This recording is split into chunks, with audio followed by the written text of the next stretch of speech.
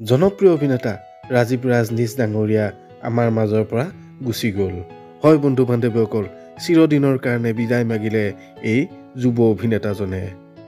সহস্ৰজনক কন্দুৱাই গুচি গ'ল অভিনেতাজন। নমস্কাৰ বন্ধু বান্ধৱীসকল, স্বাগতম জনাইছোঁ ঋষি এণ্ড আৱনি চেনেলৰ এটা নতুন ভিডিঅ'লৈ। আজি কিছুদিন আগতে এক দুৰ্ঘটনাত পতিত হৈ চিকিৎসাধীন হৈ আছিল অভিনেতাগৰাকী। কিন্তু ডক্তৰৰ অপ্ৰাণ চেষ্টাৰ ফলতো মৃত্যুক সাবটি ল'লে ৰাজীৱ ৰাজনীশ ডাঙৰীয়াই।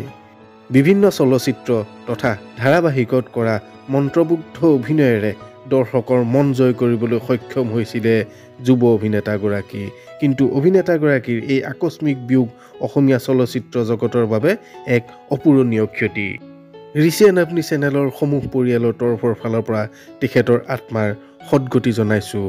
লগতে ৰাজীৱ ৰাজনীশ ডাঙৰীয়াই এৰি থৈ যোৱা তেখেতৰ একমাত্ৰ কন্যা সন্তান আৰু তেওঁৰ পত্নীয়ে যাতে সাহসেৰে এই সময়খিনি পাৰ কৰিব পাৰে আৰু তেওঁলোকৰ ভৱিষ্যত যাতে উজ্জ্বল হয়, তাৰেই কামনাৰে আজিৰ ভিডিঅ'টো ইমানতে সামৰণি মাৰিছোঁ। ধন্যবাদ।